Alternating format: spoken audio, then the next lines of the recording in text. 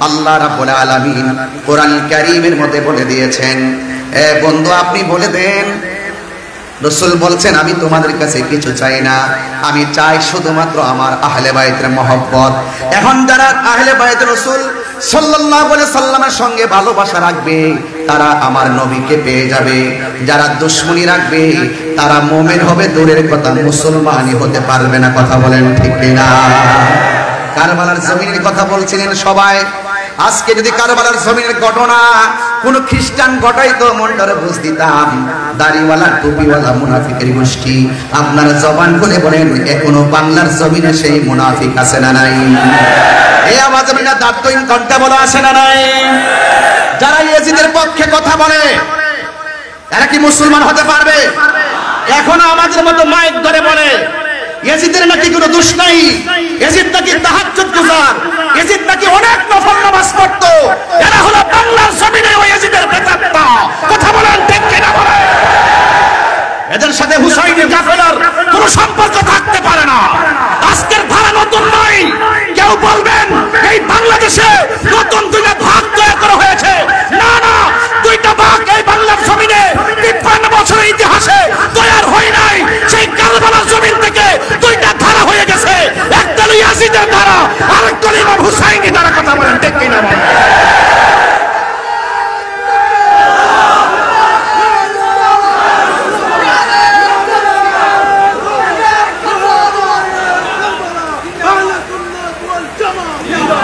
পরিষ্কার কথা হলো, কনসেপ্ট ক্লিয়ার। আমরা আহলে বাইত রাসূল সাল্লাল্লাহু আলাইহি সাল্লামকে ভালোবাসি, জানের চাইতে কম না বেশি? আরো বড় কম না বেশি? এখনো যদি হককে প্রতিষ্ঠার প্রশ্ন আসে, মাইজ ভান্ডার দরবার থেকে যদি হযরত কেবলার দরবারের পক্ষ থেকে যদি আমাদেরকে যদি ডাক দেওয়া হয়, দায়িত্বহীন কণ্ঠে বলুন ওই ইয়াজিদের প্রেতাত্মাদের বিরুদ্ধে, ওই মুনাফিকদের বিরুদ্ধে প্রয়োজনে জিহাদের যদি ডাক আসে আমরা সবাই চাপিয়ে পড়তে রাজি আছি না?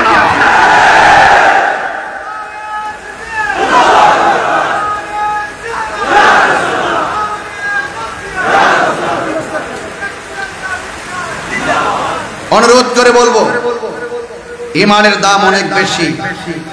আমরা সুন্নিদেরকে ডলার দিয়ে কিনা যায় না। যারা ডলারের কাছে ইমান বিক্রি করে তাদেরকে আমরা ইমানদার বলবো দূরের কথা মুসলমানই মনে করি না। কথা বলেন ঠিক কিনা বলেন? আমরা কখনো ইমান বিক্রি করি না। হকের লড়াইয়ে হককে প্রতিষ্ঠার প্রশ্নে আমরা আপোষহীন যোদ্ধার নাম। ইনশাআল্লাহ আমাদের হৃদয়ে ইমাম হুসাইনি চেতনা আছে না নাই? আরো বড় করে আছে না নাই? ইমাম আলী মুকাম ইমাম হুসাইন রাদিয়াল্লাহু তাআলা আনহু তিনি কারবালায় গিয়েছেন, যে আচরণ তারা করেছে এখনো পর্যন্ত অনেকে যারা ইয়াজিদ প্রীতি আর ইয়াজিদের বন্দনা গায়, যারা ইয়াজিদকে আড়াল করতে চেষ্টা করে, তাদের সঙ্গে কি সুন্নি মুসলমানের কোনো সম্পর্ক আছে? আমাদের কোনো সম্পর্ক আছে? ইমাম হুসাইন রাদিয়াল্লাহু তাআলা আনহু তিনি কারবালায় গিয়েছেন, যাওয়ার পর কি করেছে? যেই নবীজি সৃষ্টি না হলে, যারা সৃষ্টি না হলে, যারা সৃষ্টির ওসিলা না হলে, যারা সৃষ্টির মূল না হলে ফুরাতের পানি হতো না। কথা বলেন না কেন? তাদের জন্য পানি বন্ধ করে দিয়েছে। এটা কি মেনে নেওয়া যায়? এটা কি মেনে নেওয়া যায়? আমার ভাইরা, আমরা কখনো সেটা বরদাস্ত করতে পারবো না। আল্লাহর হাবিব সাল্লাল্লাহু আলাইহি ওয়াসাল্লামের প্রাণ প্রিয় আদরের দোলাল, যাদের প্রতি মহব্বত না রাখলে জান্নাতের আশা করা যায়? আশা করা যায়? সেই ময়দানে যাওয়ার পরে ইমাম হুসাইন রাদিয়াল্লাহু তাআলা আনহুর সামনে ওই মুনাফিকরা যারা ইমামে মুসলিম ইবনে আকিল রাদিয়াল্লাহু তাআলা আনহুর পিছনে ইক্তাদা করেছিল, এমন বহুত লোক বায়াত পরিত্যাগ করে ইমাম হুসাইন রাদিয়াল্লাহু তাআলা আনহুর বিরুদ্ধে তলোয়ার ধরেছিল। নাউজুবিল্লাহ বলেন না কেন? শহর বানু বলছিলেন ওরা তো আমাদেরকে ফুলের মালা দেওয়ার কথা, ওরা 1200 চিঠি, এত সুনাম, এত প্রশংসা, এত প্রস্তাব, এমন লিখতে এমন লেখা লিখছেন যদি আপনি না আসেন, আপনার কাছে বায়াত গ্রহণ না করে যদি আমরা মারা যাই হাসরের মাঠে আল্লাহর আদালতে আপনাদের বিরুদ্ধে নালিশ করব। চিঠির ভাষাগুলো ছিল এত সুন্দর ভাষা হওয়ার পরেও তারা এত সুন্দর ভাষা উচ্চারণ করে লেখার পরেও যাওয়ার পরে তারা যে আচরণ করেছে, এই আচরণ কি মেনে নেওয়া যায়? আরো বড় করে মেনে নেওয়া যায়? তারা সুন্দর করে এমন একটা প্রসেসিং করে তলোয়ার নিয়ে সামনে এসেছে, যেমন ইমামে হুসাইন রাদিয়াল্লাহু তাআলা আনহুর শাহজাদা বড় সন্তান, তিনি বলেছেন, বাবা ওরা আমাদেরকে ফুলের মালা দেওয়ার কথা, ওরা যেহেতু নবীর আওলাদের সঙ্গে দ্বিচারিতা করেছে, মুনাফিকি করেছে, ওয়াদার খেলাফ করেছে, তাদের মুখের ভাষা যতই সুন্দর ছিল তাদের ভিতর বড় খারাপ, তাদের হাতের লেখা যতই সুন্দর ছিল তাদের তলোয়ারের ব্যবহার খারাপ। এই জন্য কি করতে হবে? তাদের সঙ্গে লড়াই করতে হবে। ইমাম হুসাইন রাদিয়াল্লাহু তাআলা আনহু তিনি ওই ময়দানে সন্তানকে কি বলেছেন? এখান থেকে আজকে আমার আলোচনাটা শুরু, যতটুকু হযরত কেবলা আমাকে দয়া করেন ততটুকু পর্যন্ত আমি সামনে বাড়তে পারবো, এতটুকু বলেন। আন আলী ইবনে আবি তালিব রাদিয়াল্লাহু তাআলা আন্না রাসূলুল্লাহ সাল্লাল্লাহু তাআলা আলাইহি ওয়াসাল্লাম আন আলী ইবনে আবি তালিব রাদিয়াল্লাহু তাআলা আনহু قال আল হাসানু আশবাহু বিরাসূলিল্লাহ সাল্লাল্লাহু আলাইহি ওয়াসাল্লাম। হযরতে আলী রাদিয়াল্লাহু তাআলা আনহু বলেন, আমার সন্তান হযরতে হাসান তার শারীরিক স্ট্রাকচারটা এমন ছিল, মা বাইনা সদরি ইলার রাসি, তার বুক মুবারক থেকে মাথার তালু পর্যন্ত যেই অংশটা ছিল এই অংশটা ডাইরেক্ট ছিল আমার নবীর মতো। হুজুররা এখানে আছেন, আমি শুধুমাত্র পড়ে যাচ্ছি।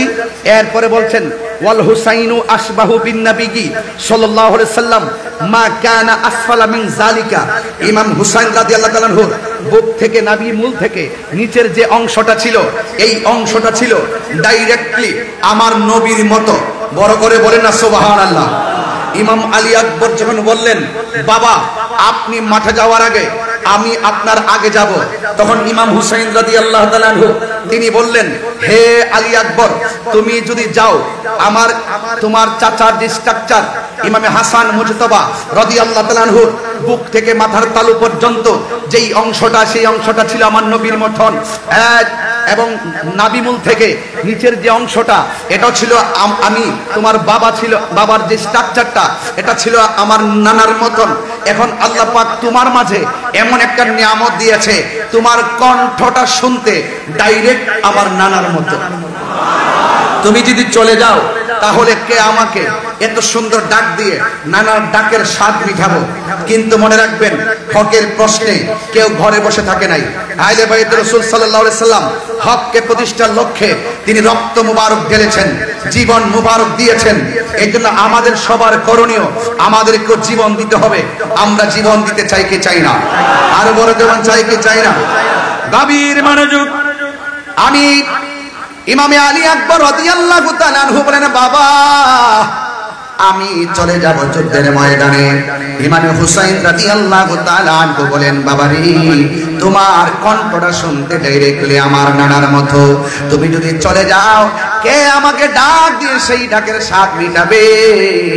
ইমামে হুসাইন রাদিয়াল্লাহু তাআলা আনহুর সন্তান ইমাম আলী আকবর রাদিয়াল্লাহু তাআলা আনহু ডাক দিয়ে বলেন, এ বাবা বিয়াদবরা হককে দাফন করার জন্য তলোয়ার নিয়ে এসেছে।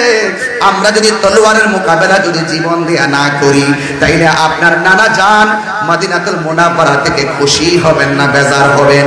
ইমামে হুসাইন রাদিয়াল্লাহু তাআলা আনহু যখন সন্তানের পক্ষ থেকে প্রশ্নের অবতারণা শুনলেন তিনি বললেন বেজার হবে।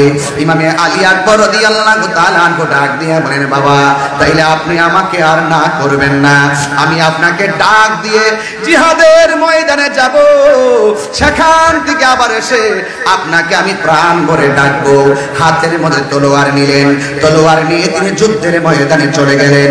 যুদ্ধের ময়দানে যাওয়ার পরে ওই পাপিষ্ট নরদাম ইয়াজিদের অনুসারীরা, ওই বিয়াদবরা এমন ভাবে ডানে বামে সামনে পিছনে আক্রমণ শুরু করলো। আপনারা জবান খুলে বলেন, ইমামে আলী আকবর রাদিয়াল্লাহু তাআলা আনহুর গায়ের মধ্যে কি গায়ের জোর না বেলায়েতের জোর? আর জবান খুলে দেন কিসের জোর? আল বেলায়াতু জিল্লুন নবুওয়াত, বেলায়াত হলো নবুয়তের ছায়া মুবারক। এ বন্ধু, এমন ভাবে তিনি যুদ্ধ শুরু করলেন, ডানে আসলেও পারে না, বামে আসলেও একদম পারে না, সামনে আসলেও পারে না। মনে রাখবেন, যুদ্ধে জয়ী হওয়ার জন্য সংখ্যা কোনো ব্যাপার না, যুদ্ধের জয় পরাজয় হওয়ার, যুদ্ধের জয় পরাজয়ের মধ্যে সংখ্যা কোনো ব্যাপার না। যুদ্ধের জয় পরাজয় নির্ভর করে একমাত্র আল্লাহর উপরে অবিচল আস্থার মাধ্যমে। কথা বলেন ঠিক কিনা? ইমামে আলী আকবর রাদিয়াল্লাহু তাআলা আনহু এমন ভাবে যুদ্ধ শুরু করলো, ডানে বামে সামনে পিছনে এমন ভাবে আক্রমণ করলো। অনেকে যারা ইয়েজিদের পক্ষে কথা বলে, আমার তো মনে চায় ওই সমস্ত মৌলবীদেরকে স্যান্ডেল দিয়ে পিটাইতে। কথা বলেন ঠিক কিনা? হায়রে, ওরা এমন ভাবে আক্রমণ শুরু করলো, ডানে বামে পিছনে, এমন ভাবে নবীর আহলে বাইতকে মারার জন্য। হায়রে, তোরা কেমন মুসলমান, তোরা কেমন করে নবীর আওলাদের দিকে তীর নিয়ে আগালি রে? পাপিষ্ঠ নরদমের গোষ্ঠী, শুন শুন। ইমামে আলী আকবর রাদিয়াল্লাহু তাআলা আনহু এমন ভাবে যুদ্ধ শুরু করলেন, কিন্তু বিয়াদবরা সিদ্ধান্ত নিল, ডানে গেলেও যেহেতু পারি না, বামে গেলেও যেহেতু পারি না, সামনে গেলে যেহেতু পারি না, পিছনে গেল যেহেতু পারি না, তাইলে কি করতে হবে? সবাই সমানভাবে আক্রমণ করতে হবে। আর একটা বিয়াদবে মনে মনে ভাবতেছেন, ইমাম আলী আকবর রাদিয়াল্লাহু তাআলা আনহুর কণ্ঠটা যেহেতু নবীর মতো শোনা যায়, ওই কণ্ঠের মধ্যে একটা আঘাত করবে। চিৎকার মেরে বলে না নাউজুবিল্লাহ। এই কণ্ঠের ভিতরে আঘাত করার জন্য একটা বিয়াদব সামনে এগোচ্ছে। আর এসে কি করলো শুনেন, কণ্ঠ মুবারক বরাবর এমন ভাবে একটা তীর মেরে দিয়েছে। হঠাৎ করে বাবার কথা মনে হয়ে গেছে, আমি না আমার বাবারে ডাক দিলে আমার বাবা বড় শান্তি পায়, আমি নাকি ডাক দিলে আমার বাবা তার নানাজির ডাকের স্বাদ খুঁজে পাই। তাইলে আমি কি করব? সোজা আমার বাড়ির দিকে রওনা দিয়েছে। আমি যদি শাহাদাতের নাজরানা যদি আমি পরিবেশন করি, তাইলে আমার বাবাকে আর ডাক দেওয়া হবে না। দৌড়াইয়া বাবার কাছে চলে গেলেন। বাবার কাছে গিয়ে বললেন, বাবা, ও বাবা, ও বাবা। ইমামে হুসাইন রাদিয়াল্লাহু তাআলা আনহু ডাক দিয়া কয়, বাবা, তুমি যুদ্ধের ময়দানে যাওয়ার সময় কত সুন্দর করে আমাকে বাবা বলে ডাক দিয়েছো, কিন্তু এখন যুদ্ধের ময়দান থেকে এসে আমাকে তুমি ডাক দিচ্ছ, তোমার ডাকটা এখন আগের মতো ক্লিয়ার বোঝা যাচ্ছে না। অর্ধেকটা ডাক যেন হঠাৎ করে হাওয়া হয়ে বের হয়ে যায়। বাবার কাছে যদি বলে আমাকে আঘাত করেছে, বাবা কষ্ট পাবে, মা শহর মানুষ কষ্ট পাবে। আয় রে, ইন্দিরিং টাইমে সন্তান বাবার ডাক দিয়ে কয়, বাবা, আমি যখন যুদ্ধের ময়দানে গেলাম, ওরা আমার কণ্ঠটাকে লক্ষ্য করে আমার কণ্ঠকে ছিদ্র করে দিয়েছে। এই জন্য আপনাকে আমি ডাকতে গেলে অর্ধেকটা ডাক আমার ছিদ্র দিয়ে বের হয়ে যায়।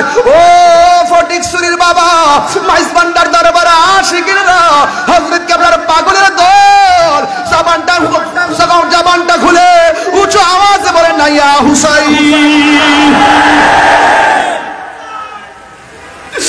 হায়রে, আজকে মাইজবান্ডার দরবারে কি প্রেমের খেলা খেলছেন আপনারা? আমার তো মনে হয় ওই সময়ে ইমামে আলী মুকাম, ইমামে হুসাইন রাদিয়াল্লাহু তাআলা আনহুর জন্য তারা ফুরাতের প্রান্তরে পানি বন্ধ করে দিয়েছে।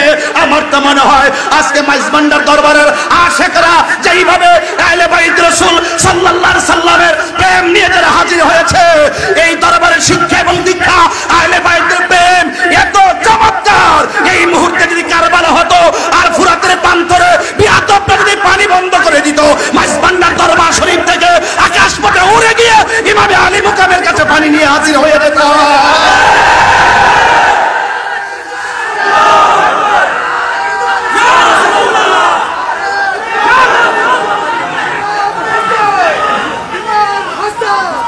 আল্লাহু আকবার বলেন।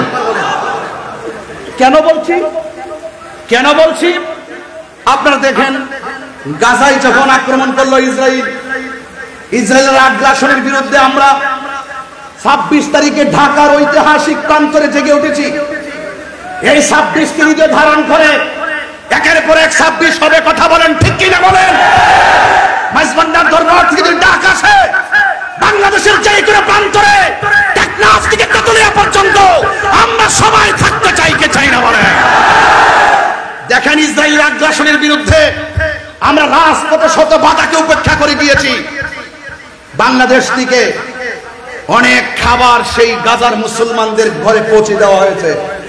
এর দ্বারা প্রমাণ হয় এই মুহূর্তে যদি ইমাম আলী মুকাম রাদিয়াল্লাহু তাআলার বিরুদ্ধে ওই মুনাফিকরা যেইভাবে তলোয়ার ধরেছেন, এইভাবে যদি আমরা সেই মাঠে থাকতাম, শোনেন, সেই তীর আসগরের পেটে লাগার আগে, গলায় লাগার আগে আমাদের মাইজভান্ডার দরবারের পাগলগুলো তাদের গলাটা বিছিয়ে দিত।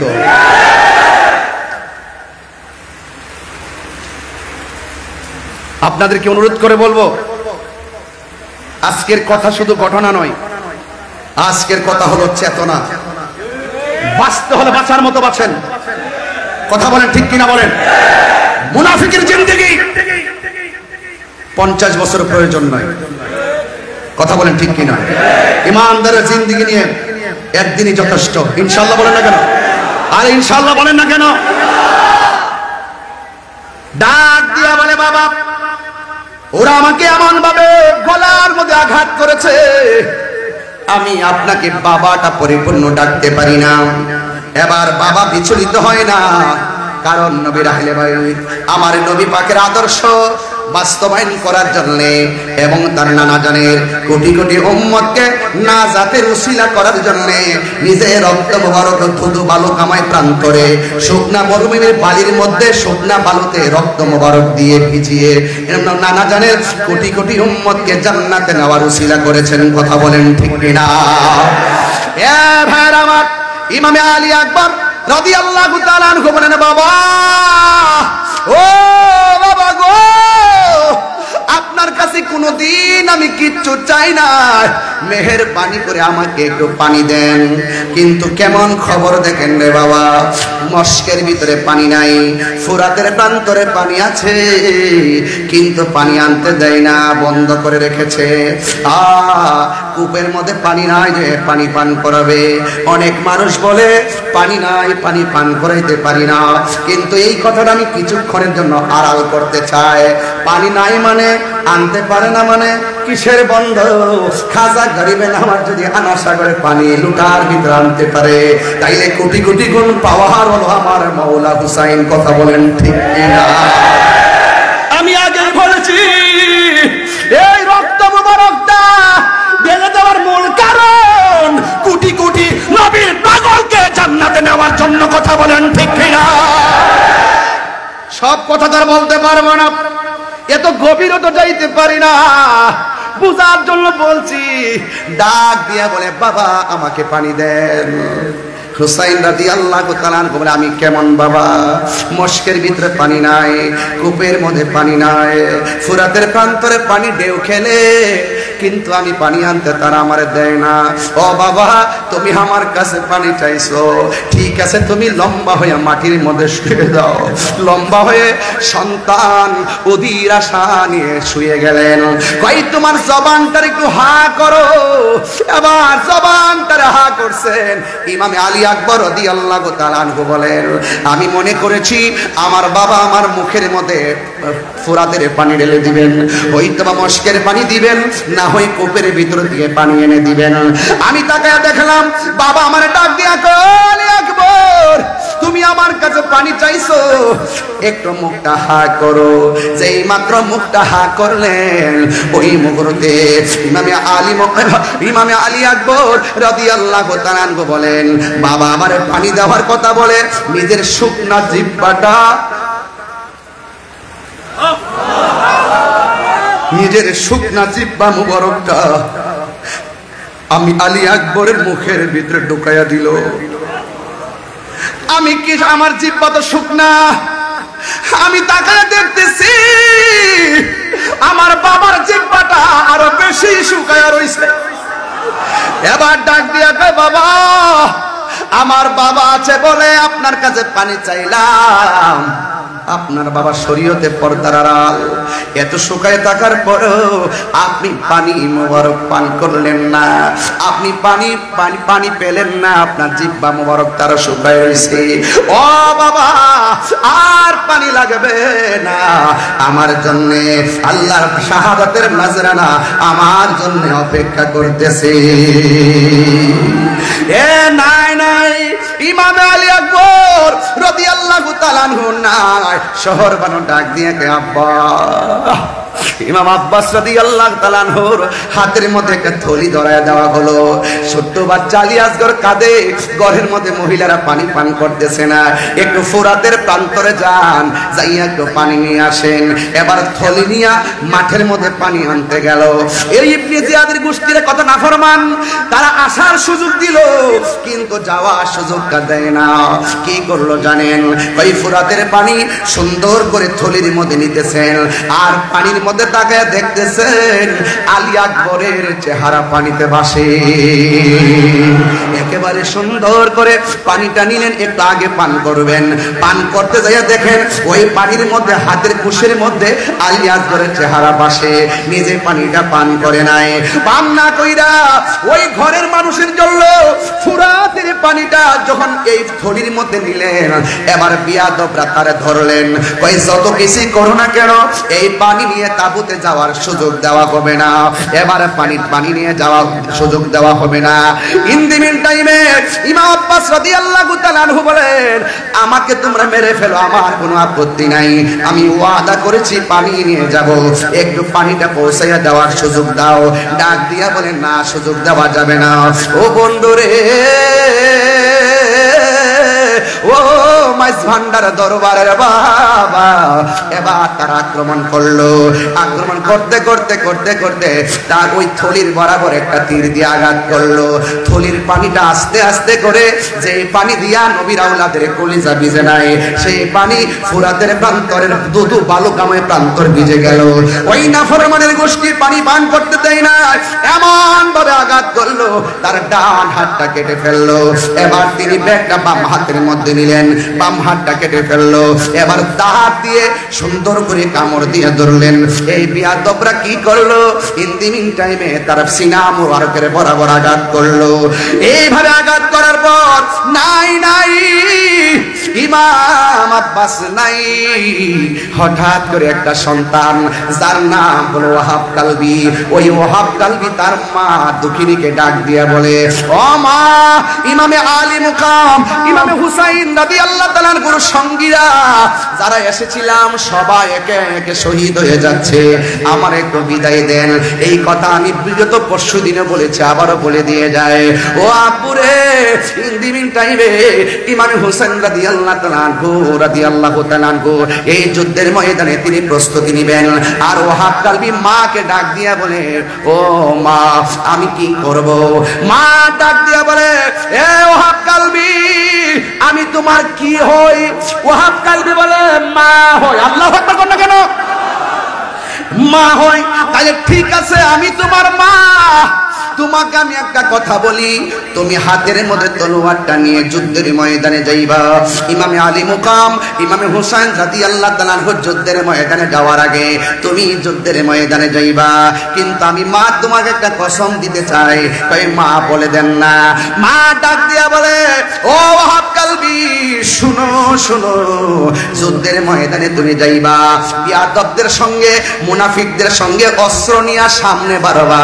এরা যতই তোমাকে তাড়া করুক না কেন, এরা যতই তোমাকে ধাও দাও না কেন, খবরদার একটা কদম পিছনে দেওয়া যাবে না। তুমি যদি একটা কদম পিছে দাও, তাহলে বাইতে রাসূল সাল্লাল্লাহু আলাইহি সাল্লামের জন্য সামনে যাওয়া যায়, সাহস নিয়ে সামনে যাওয়া যায়, ভয় নিয়ে পিছু হটা যায় না। তুমি সামনে যাইবা, একটা কদম তুমি পিছনে দিবা না। একটা কদম যদি তুমি পিছনে দাও, তাইলে আমি মা দুঃখিনীর দুধের দাবি ছাড়ব না। চিৎকার মেরে কি আল্লাহু আকবার বলা যাবে না? এমন কসম দিয়ে বলার পর ওই মুহূর্তে ওয়াহাব কালবি হাতের মধ্যে তলোয়ারটা নিয়ে তিনি সোজা চলে গেলেন কারবালায়। যুদ্ধ করতেছেন বিয়াদবরা সবাই মিলে এমন ভাবে একটা তাড়া করলো, ওয়াহাব কালবি রাদিয়াল্লাহু তাআলা একটু পিছনে যাওয়ার জন্য চেষ্টা করছিলেন।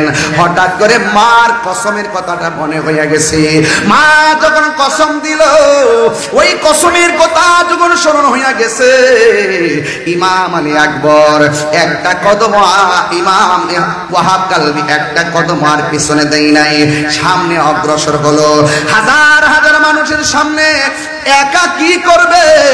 বিয়াদবরা এমন জোরে তার গলার মধ্যে একটা আঘাত করলো, দেহ থেকে কল্লাটা কেটে জমিনের মধ্যে ফেলে দিল।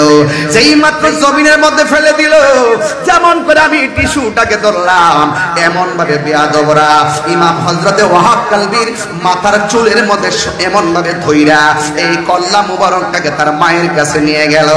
ডাক দিয়া বলে, তুমি কেমন মা? একমাত্র সন্তানকে দুধের কসম দিয়া রণাঙ্গনে মায়ের খাওয়ায়া শেষ করলা, ধরো ধরো তোমার সন্তানটা তোমার হাতে রাখো। এবার মা দুঃখিনী কাটা কল্লা দেখে কান্নার কথা, কিন্তু মা দুঃখিনী একটু চোখের পানি ফেলে নাই, বরং মুচকি মুচকি হাসতেছে।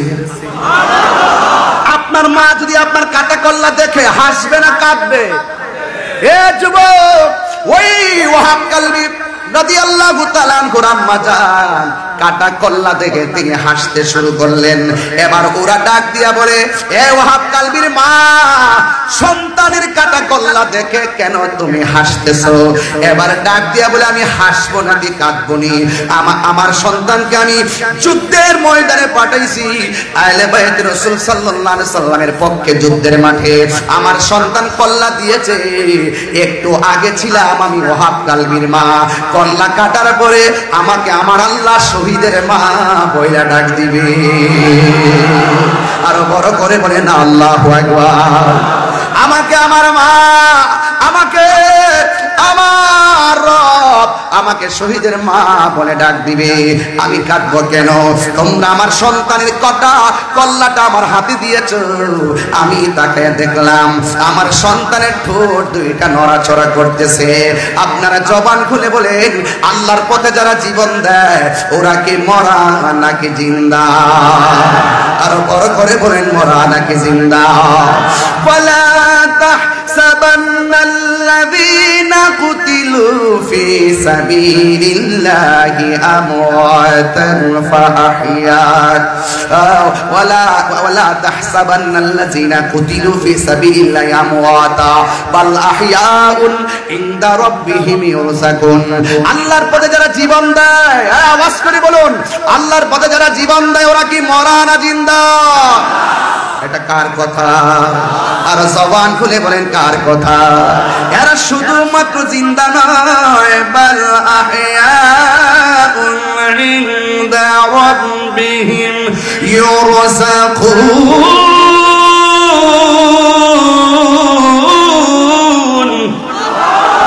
এরা শুধুমাত্র জিন্দা নয়, এরা আল্লাহর পক্ষ থেকে জান্নাতি খাবার খাইতেছে। কথা বলেন ঠিক কিনা? মুঝে কো ফাওয়ালো মুসাফির না সমঝো, मैं आया नहीं हो बुलाया गया हो। সবাই मुझे गुफा वालो मुसाफिर न समझो, मैं आया नहीं हो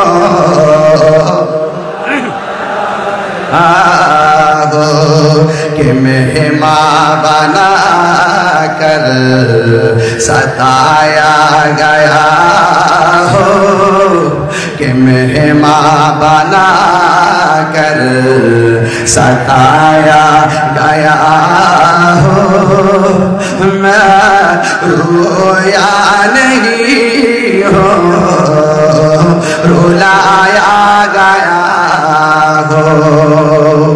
खुदा जाने कैसी मेज़बानी बहादुर पियास कहे बंद पानी खुदा जाने कैसी है मेज़बानी बहादुर पियास कहे बंद पानी मुकद्दर में से कौसर कभी ना मुकद्दर में से कौसर कभी ना मैं प्यासा नहीं हो पिलाया गया हो मुझे को फवालो मैं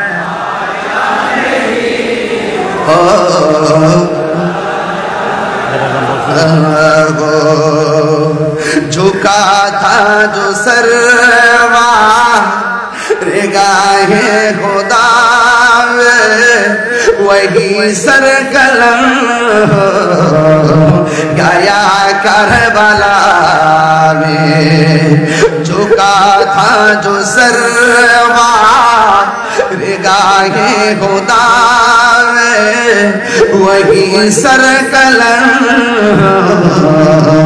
गया करबला में शहादत की मंजिल को पाया है मैंने शहादत की मंजिल को पाया है मैंने मैं मुर्दा नहीं हो जिलाया गया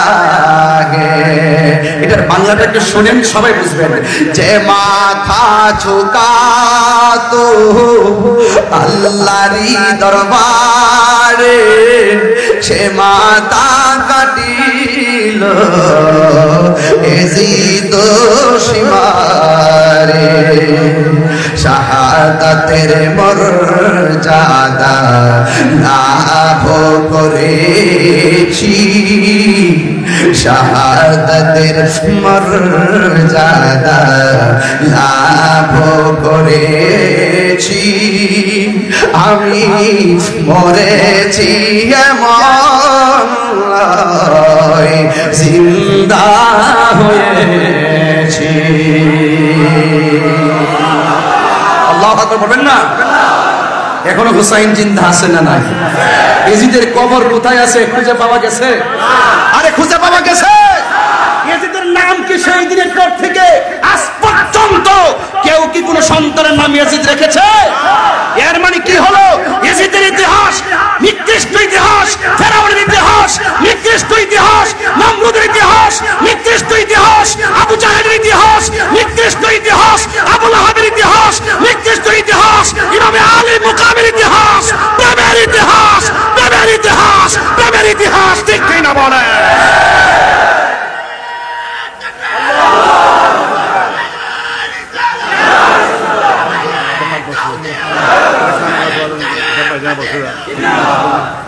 আল্লাহু আকবার বলেন আমার কথা কি বুঝতে পেরেছেন আর যারা বুঝতে পেরেছেন আমি একদম শেষ জায়গায় চলে এসেছি একদম শেষ জায়গায় আমরা কি ইয়াজিদি না হুসাইনি মুখে নয় দিলে বলেন একদম দিলে বলেন হুসাইনি ইনশাআল্লাহ নারে তাকবীর নারে রিসালাত নারে হায়দারি মজবন্দার দরবার শরীফ মারহাবা বলেন আলহামদুলিল্লাহ বলেন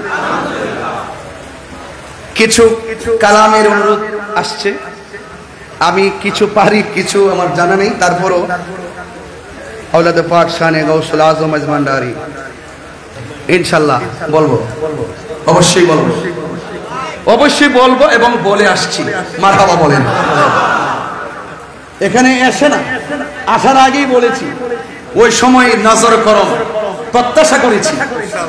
আলহামদুলিল্লাহ বলেন না কেন? মারহাবা বলেন, বলি ইনশাল্লাহ।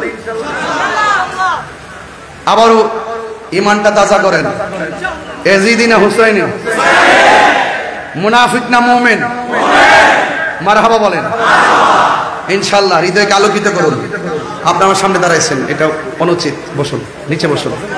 আপনার পিছনে মিনিমাম 3000 লোক বসে আছে, একটু বসুন, এটা আদব রাখুন ইনশাল্লাহ।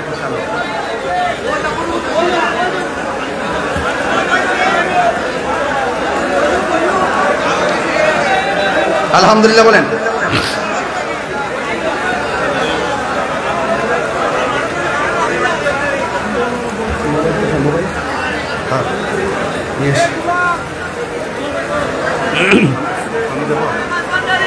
আলহামদুলিল্লাহ বলেন। আমি ওই দিন সব জায়গায় বলে আসছি, আমাদের 90টা মাজার ভাঙছে। এগুলো আমার হিসাবের ভিতরে, সবগুলো আবার ল্যাপটপে রাখার চেষ্টা করছি, কারণ এক মাঘে শীত যায় না। হুসাইনি কাফেলা থেকে যখন মাঠে নেমে যাবে, পালাইবার সুযোগ পাবে না। সিন্নি খাইলেন কার দ্বারা? মোল্লা চিনলেন না।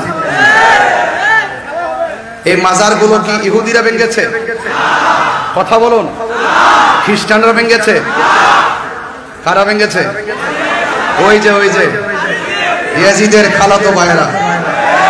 কথা বলেন, ঠিক কিনা বলেন? মাইজভান্ডার দরবার থেকে দার্থহীন কণ্ঠে বলতে চাই, এই দরবারের আশেকরা যদি বাংলাদেশের যে কোনো মাঠে চ্যালেঞ্জ, মাঠে জায়গা দিতে পারবে না। সবাই ঐক্য থাকবেন। দরবারে বসে আওলাদে পাক মহোদয়দের জবান থেকে বারবার শুনেছি, তিনারা বলেছেন যে আহলে সুন্নাত ওয়াল জামাতকে এগিয়ে নিতে গেলে হিংসা বিদ্বেষ পরিত্যাগ করতে হবে। ঘরে মোট 3 বার বলেছেন। এই কথাটা আমি শুনেছি। এই বর্তমান সময়ে এই কয়েকটা জিনিস পরিত্যাগ করা খুবই জরুরি। আমি সব জায়গায় বলি, মাইনাস নয়, মেনেজ চাই, হিংসা মুক্ত সুন্নিয়ত চাই। আমাদের নিজেদের মধ্যে যদি কোনো সমস্যা থাকে, সমস্যা পরিলক্ষিত হয়, আমরা নিজেরা ঘরে বসে সমাধান করে নিব। বাতিলরা হাজার বিতর্ক করার পরও দিন শেষে তারা এক হয়ে যায়, আর আমরা এক হতে পারি না। এটা আমাদের জন্য দুর্ভাগ্য। আমাদের ঐক্য হওয়ার দরকার আছে না নাই? আরো বড় করে আছে না নাই? হুসাইনি চেতনা নিয়ে আমরা ইনশাআল্লাহ ঐক্য হয়ে যাব। কনসেপ্ট নতুন না, এটা কারবালা থেকে কনসেপ্ট, ওখান থেকে 2 ভাগ হয়ে গেছে। ইমাম, আপনি ইতিহাস তো জানেন না? ইতিহাস তো আমরা সবাই জানি। ইমাম মুসলিম ইবনে আকিলকে যখন শহীদ করা হয়, তিনি বলেছেন আমাকে 2 রাকাত নামাজ পড়ার সুযোগ দাও। সন্তান 2 জনকে যখন শহীদ করা হয়, সন্তানগুলো বলছিল আমাকে 2 রাকাত নামাজ পড়ার সুযোগ দাও। আপনি খবর নিয়ে দেখেন, ইমামে আলী মাকাম ইমামে হুসাইন রাদিয়াল্লাহু তাআলা আনহুকে যখন গলার মধ্যে, গলা মুবারকের মধ্যে ছুরি চালানো হয়েছিল, ঠিক ওই মুহূর্তে তিনি অসংখ্য বল্লম তীরের আঘাত নিয়েও বলেছিলেন আমাকে 2 রাকাত নামাজ পড়ার সুযোগ দাও। কেন বলেছিলেন?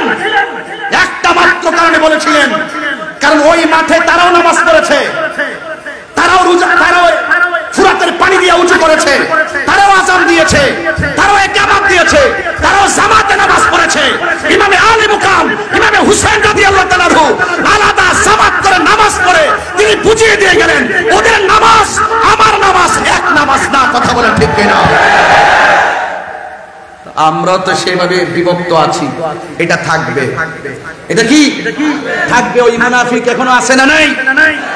এই জন্য আজকে এই দরবার থেকে প্রত্যাশা সবার প্রতি একটাই থাকবে, আমরা ইনশাআল্লাহ ঐক্যবদ্ধ মিশন তৈরি করে আহলুস সুন্নাত ওয়াল জামাতকে একটি প্ল্যাটফর্ম উপস্থাপন করে এই বাংলাদেশকে যেভাবে আমরা অতীতে দেখে এসেছি, আগামীতে দেখাবো এই দেশের মধ্যে একমাত্র শান্তিপ্রিয় দল আহলুস সুন্নাত ওয়াল জামাত। আহলুস সুন্নাত ওয়াল জামাত সন্ত্রাসীতে বিশ্বাসী নয়। অনেকের আওয়াজ আসতে হয়ে গেছে। আহলুস সুন্নাত ওয়াল জামাত সন্ত্রাসীতে বিশ্বাসী নয়। মাইজভান্ডার দরবার শরীফ থেকে দার্থহীন কণ্ঠে আবারও বলতে চাই, আহলুস সুন্নাত ওয়াল জামাত চাঁদাবাজিতে বিশ্বাসী নয়, বোমাবাজিতে বিশ্বাসী নয়, জঙ্গিবাজিতে বিশ্বাসী নয়, জ্বালাও পোড়াতে বিশ্বাসী নয়। আহলুস সুন্নাত ওয়াল জামাত শান্তিতে বিশ্বাসী। আহলুস সুন্নাত ওয়াল জামাত কারো দালালি করে না। আহলে সুন্নাত ওয়াল জামাত মদিনা ওয়ালার প্রেমের দালালি করে কথা বলে ঠিক না।